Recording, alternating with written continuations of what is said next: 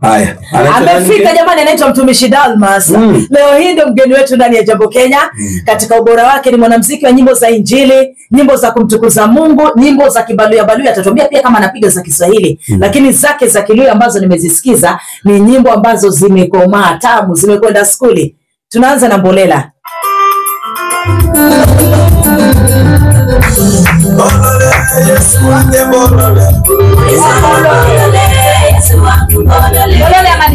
Bolole. Fungue.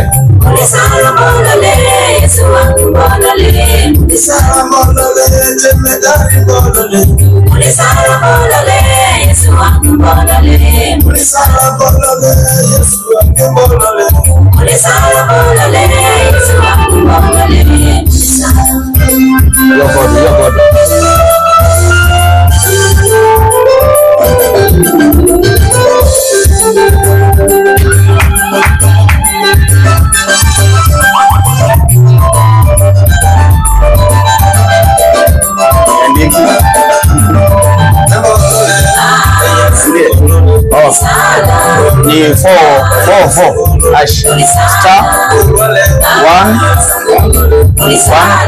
unaanza na 811 4 hash.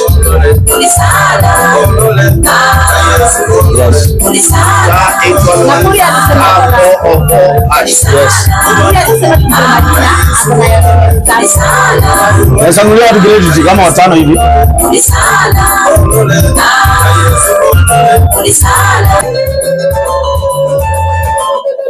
Huyo ndio Mtumishi Dalmas.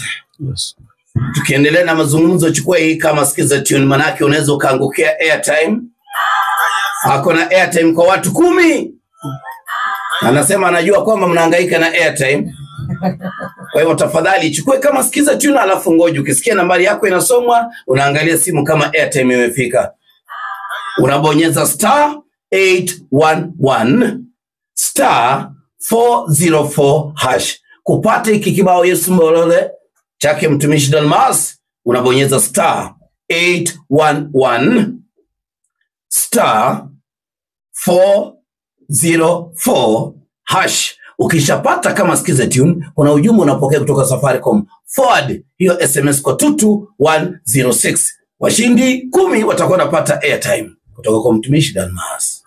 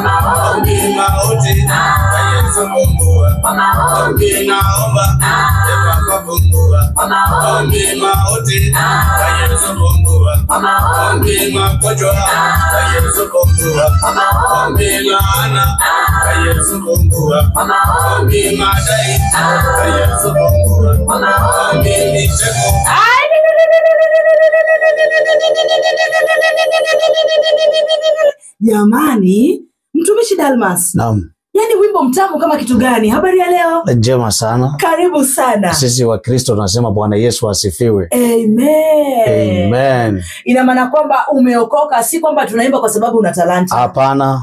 Tumeokoka, Kristo ni Bwana na Mwokozi wa maisha yetu. Asante. Amen. Na unafurahia maisha upande huo wa wokovu? Nafurahia kwa sababu sio rahisi, na baada ya kupokea wokovu maisha yangu yakabadilika. Wacha mchezo. Yes. Msalimu mwanzo msikilizaji wa Jambo Kenya. Nataka niseme tu Bwana Yesu asifiwe msikilizaji. Popote ulipo, naitwa Mtumishi Dalmas, mwimbaji wa nyimbo za Injili, na leo nimefika Jambo Kenya. Yes sir. Niko na Papa Atea hapa, anasemanga Friday unamuita Fini. Usita kwa sauti Fini. Na Melo naita tu Melo. Melo unaweza shout. Mhubiri kwa madhabahu. Melo! Ukiniona shout. Ukiniona una shout. Friday, mimi najua unataka kushautiwa kwa sababu nataka kununuliwa lunch. Lakini Fini mwicha tu Fini. Basi. Sasa umeanza? Si kwa nyumba yako kunia. Hapana, si uchokozi. Najua. Ni mara ngapi umeteza hapa Fini ukisema anunue lunch? Yes. Unamwandanga paka anashindwa hata Sairo Hasandi. Watu wanakujua. Okay, so mnasema tayari nipigie. Hata juzi nimeona Gihanda hapa chairman wa watu wa Night Runner. Na leo mumuita tafadhali. Tumuombe leo wokovu. Achane hiyo kazi kabisa nitakuwa ya baraka. You see? You see? Okay, what I'm saying is nachouliza ni hivi. Yes. Mtumishi Dalmas. Unasema nipigie Hasani. Usimpigie saa hii hata tumalize vigaza, lakini ushahidi iko. Kama unakuja kwa namna hiyo ina maana tayari nafasi yangu unaijua. Yaani tutakujua. Tayari mnalijua. Najua Melo. Wewe ni mtu unabaiwa tu. Mtu akubaiwa. Usitishe. Asante sana. Asante. Tuanze kwa kujitambulisha manake itakuwa labda ni mara ya kwanza kwa wengi ambao wanakusikia Mtumishi Dalmas manake hatujawahi kukuhost hapa kwenye Jambo Kenya. Lakini mimi najua huko nje kidogo tumekutana ukaniambia Melody nyimbo zangu hizi, atea nyimbo zangu hizi. Mtumishi Dalmas ni nani? Mtumishi Dalmas ni mwimbaji wa nyimbo za Injili. Ni msaliwa kutoka kaunti ya Bungoma, Netima, Malakizi Road, hapo ndio nyumbani. Na natoka kwa familia ya Mluhu, hapo ndio nyumbani. Baba yangu mzazi anaitwa Jobo Isaka Mluhu, huko ndio nyumbani. Na hapa Nairobi tunakaa Kawangware kwa sababu ya kutafuta. Na bado tunamtukuza Mungu mahali hapa. Na pia si kwamba naimba tu peke yake, bado huwa na act. Maybe huwa na act sometimes. Ukisikia mtu aliyesimamia kipindi cha Fashita kama pastor ndio mimi. Yes, ule aliyekuwa ndugu ya Makoha akitoka majuu, Fio cha Makamani ni mimi.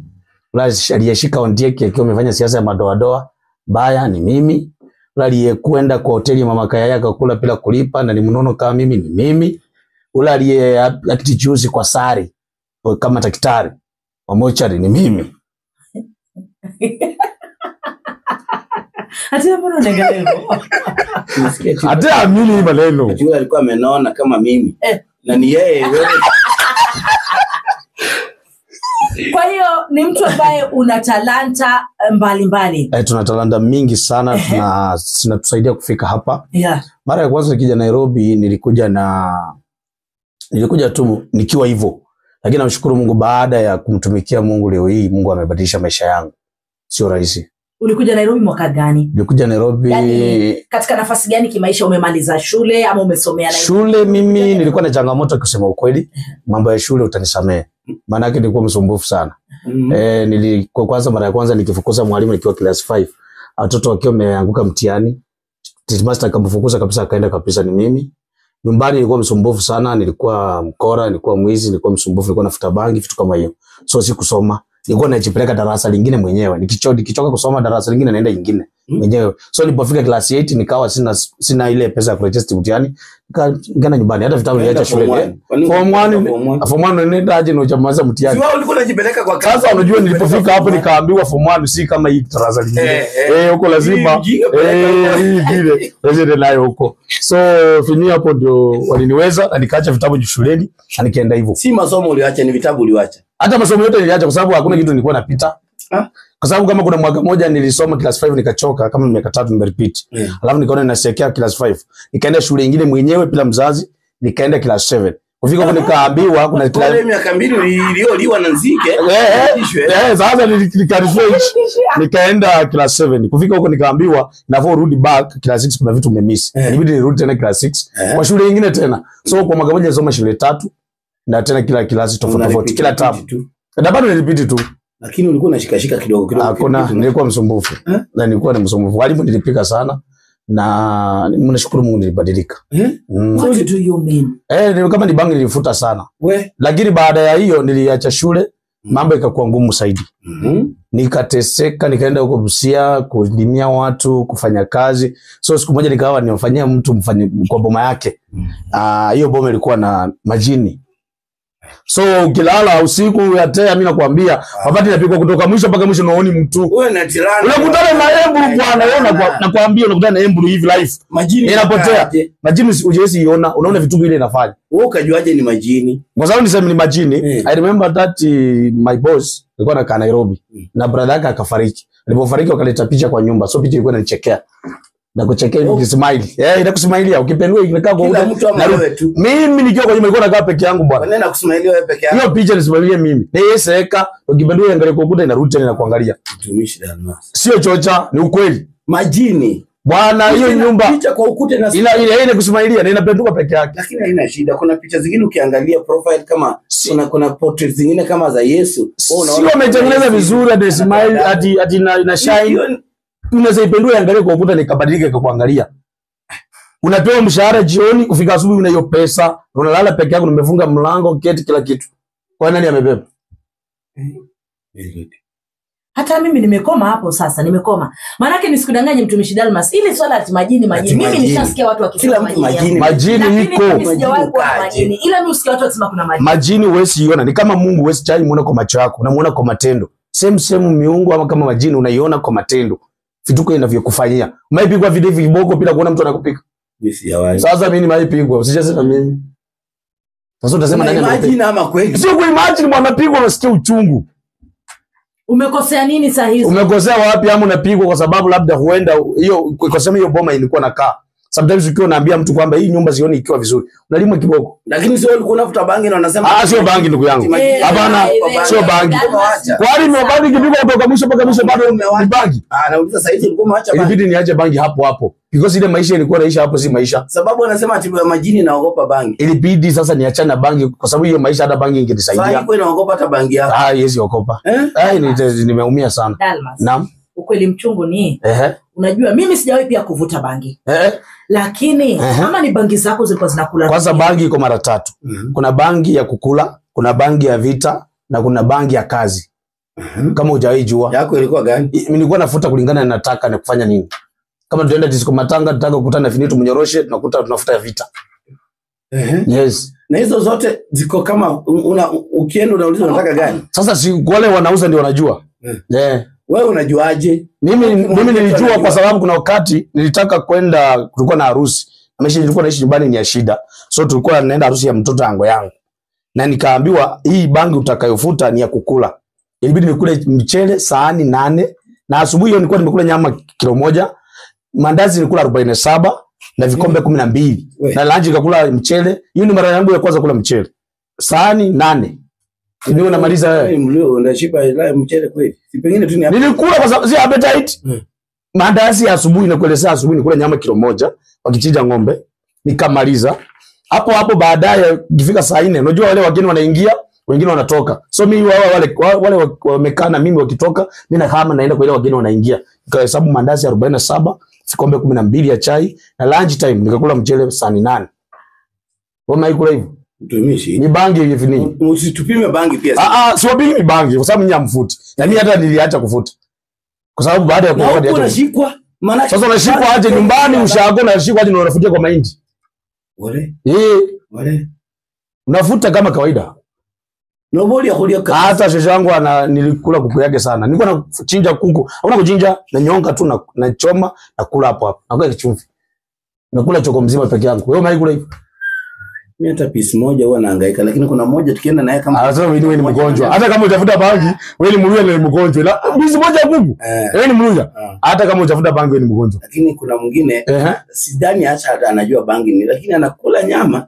Mimi nilikuwa nakula. Kilo moja mnafanana, mko ligi moja. Sasa hiyo time nilikuwa nafanya hivyo. So baada ya hiyo kutoka nyumbani nikaenda Busia nikateseka hivyo. Nikapatana nikibidi nesa niokoke. Kwa sababu hiyo maisha niko peke yangu. Nyumbani hakuna mtu ananipenda. Kila mahali kwa napita unaokota mpaka vichiko. Jumuishi anapita mkora anapita mtu mbaya. So baada hiyo nikaenda Busia na hiyo maisha ilipofanyika hivyo nikaona hapa sina rafiki. Lazima nibadilike. So kubadilika ndio nikatoka hapo nikakuja Eldoret. What happened in Eldoret? Nikakuwa Jokoresi 19.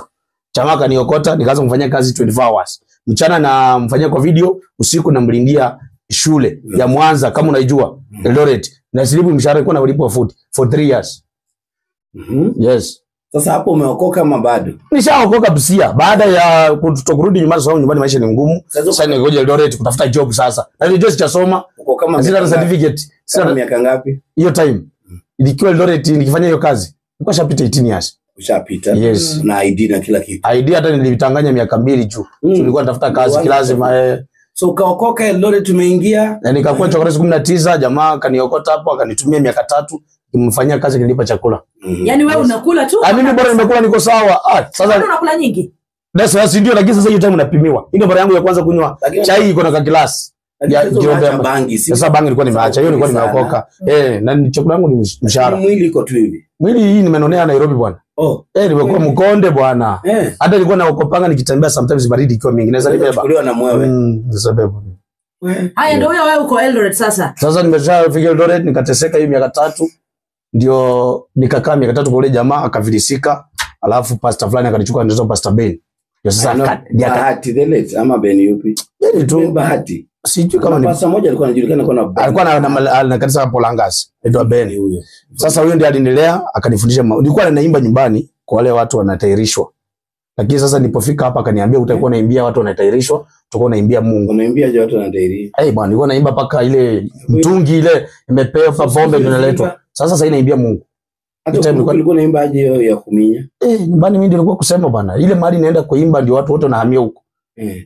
Naenda naambiwa kwanza mshene hiyo boma kama ni wachawi, kama ni wachoyo, kama ni wabaya, kama ni wa aina gani, mimi kazi yangu ni kuimba sasa. Nisha record kila kitu. Sasa ukisikia kama ni wachawi unaimba? Naimba kabisa. Sasa hiyo time tuko free, hakuna mtu atatupeleka.